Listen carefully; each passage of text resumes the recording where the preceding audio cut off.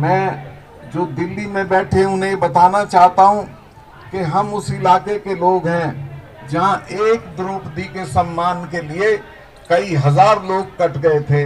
कितने लोग कट जाएं, मर जाएं, बर्बाद हो जाएं, लेकिन इनका सम्मान हम रेस्टोर करके छोड़ेंगे, इसको वापस लेके छोड़ेंगे। इसलिए मैं जो भी बीजेपी से जुड़े हुए लोग हैं उनसे कहना चाहता हूं कि अपनी जान बचानी है। तमाम इलाके के बुजुर्गों, चौधरियों, सम्मानित जनों, ये लड़ाई जिस शक्ल में आगे बढ़नी चाहिए थी उस शक्ल में आगे बढ़ रही।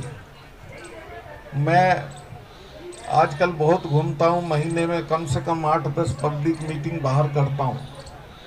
सब जगह मुझे लोग इन बच्चियों के आंदोलन के बारे में पूछते हैं। लोग आपके, सारा देश आपके साथ है। मांग कब मनेगी, अब मनेगी, तब मनेगी, लेकिन आपकी ये कामयाबी हो गई है कि पूरा देश आपने अपने समर्थन में खड़ा कर दिया है। देश का बच्चा बच्चा आपके साथ है।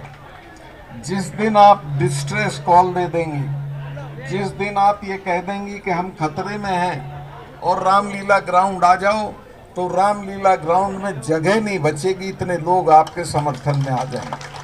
कोई चिंता करने की जरूरत नहीं है, क्योंकि आप इतिहास के सही पक्ष की तरफ हैं। आपकी मांग जायज है, आपके साथ जाति हो रही है, आपकी सुनवाई नहीं हो रही है।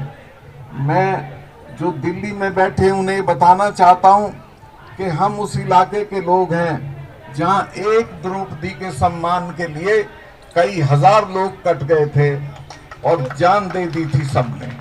ये तो इतनी बच्चियों का सम्मान है, 7 या 8 का सम्मान है। कितने लोग कट जाएं, मर जाएं, बर्बाद हो जाएं, लेकिन इनका सम्मान हम रेस्टोर करके छोड़ेंगे, इसको वापस लेके छोड़ेंगे। मैं इमरजेंसी में जेल में था, तो वहां मैंने महाभारत पढ़ा था। उसमें एक एपिसोड आता है जिसमें कृष्ण भगवान सवेरे सवेरे द्रौपदी के पास पहुंचते हैं और हाथ जोड़ के बैठ जाते हैं। द्रौपदी पूछती है क्या हुआ, कहने लगे नहीं, मुझे तुमसे एक भिक्षा चाहिए, मैं कुछ मांगने आया हूं। द्रौपदी ने कहा क्या मांगने आए हो? तो उसने कहा मुझे अपनी और अर्जुन की, 2 लोगों की हमारी जान बख्श दो, चुके मुझे पता है कि तुम सारे मर्दों के खिलाफ हो चुकी हो और तुम दुनिया के सारे मर्दों को बर्बाद देखना चाहती हो, और तुम ऐसा चाहोगी तो ये हो जाएगा, लेकिन हम 2 पे तुम कृपा कर देना। अगर इन बच्चियों के साथ ज्यादा जाती हुई तो पता नहीं कितनी बर्बादी के बाद ये मांग माननी पड़ेगी इनको, जो आज नहीं मान रहे हैं। चौधरी वीरेंद्र सिंह जी ने मेरी पार्टी बीजेपी बता दी। मैं तो जिस दिन गवर्नर बना था उसी दिन पार्टी से ताल्लुक खत्म हो जाता। मेरा कोई ताल्लुक नहीं है और जिंदगी में उस तरफ कभी देखूंगा नहीं। मैं तो उस लड़ाई में कूद पड़ा हूं जिसमें इनको बेदखल करना है, जिसमें इनको हटाना है। अकेले पुलवामा का जो मैंने रहस्य उद्घाटन किया है, अगर इसी को लेके हम गांव-गांव चले गए तो ये फैल गया है। टीवी पे तो इसको नहीं आने दिया था उन्होंने, उसी दिन शाम को ये पाबंदी लगा दी थी कि पुलवामा के मामले पे एक लाइन नहीं जानी चाहिए। लेकिन ये हमारे बच्चे जो वो करते हैं, इससे सोशल मीडिया घर घर चला गया है। हर आदमी पूछ रहा है कि अच्छा हमारे बच्चे मरवा दिए इन्होंने सिर्फ अपनी राजनीति के लिए, कोई जांच नहीं की उस मामले में। और मैंने यही कहा था कि हमारी गलती से हुआ, तो मुझे कहा गया कि चुप हो जाओ। मैं समझा इसलिए चुप कर रहे हैं कि जांच कराएंगे। आज तक कोई जांच उसकी नहीं हुई है। 42 बच्चे हमारे सब घरों के जवान बच्चे चले गए और इनको कोई उसका असर नहीं हुआ। तो ये इतना बड़ा मुद्दा है कि ये तो इसी पे जिबे हो जाएंगे, इनका पता भी नहीं चलेगा कहाँ चलेंगे। और ये बच्चियों के साथ जो अन्याय कर रहे हैं, ये सर पे चढ़ के बोलेगा। ये जब गांवों में जाएंगे सब जगह लोग इनसे पूछेंगे कि उन बच्चियों का क्या कर रहे हो, इन पे कोई जवाब नहीं होगा। इसलिए मैं जो भी बीजेपी से जुड़े हुए लोग हैं उनसे कहना चाहता हूं कि अपनी जान बचानी है तो अभी से दबाव डालो कि इन बच्चियों के सवाल को मान लें, इनकी मांग को मान लें, इनका अपमान ना करें। मैंने देखा रात में जब ये बारिश में वो अपने लिए तख्ते मंगवा रही थी, तब इनके साथ पुलिस का जो व्यवहार था वो बहुत शर्मनाक था। लेकिन यहाँ तो सब प्रशासन में शर्म खत्म हो चुकी है, सरकारों में तो हो ही चुकी है, लेकिन जनता में अभी बची हुई है।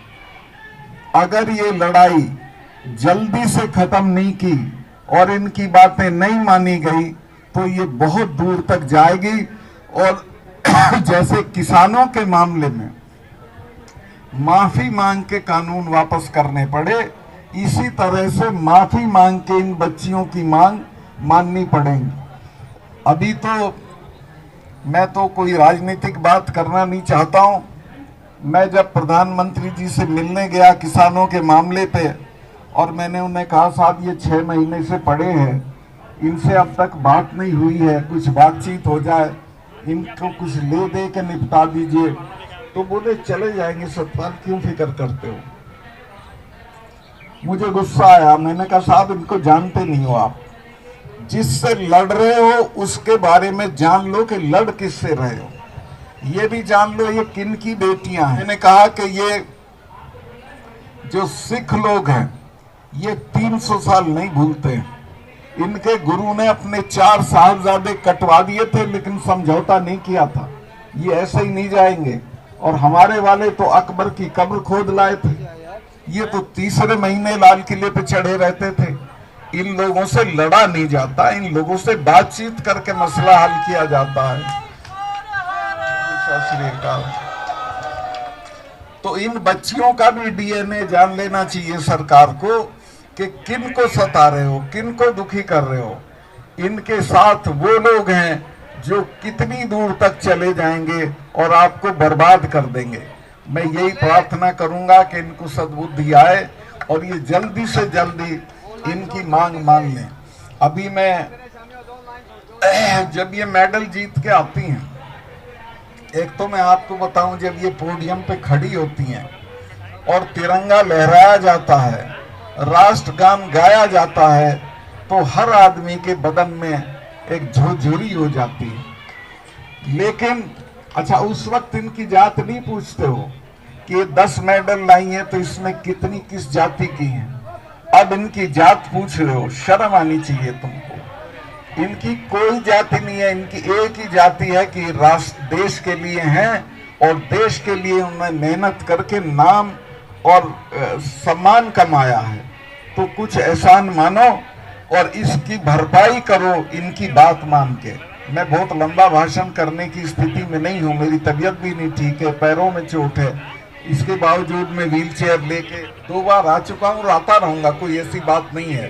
पर मैं बच्चियों को ये आश्वस्त कर देना चाहता हूँ कि कुछ मत करो, आप बैठे रहना, खाना खाते रहना, ये पूरा देश आपके साथ खड़ा है। जब ये अन्याय सर के ऊपर से उतर जाएगा तो आप देख लेना लोग इनके बंगलों में घुस जाएंगे, और ये तो नजदीकी है बंगला जिसकी जरूरत है हमको। तो ये दिल्ली छोड़ के भाग जाएंगे। तो मैं अंत में आपको बच्चियों को आश्वस्त करता हूं कि किसी किस्म की कोई जरूरत हो, मैं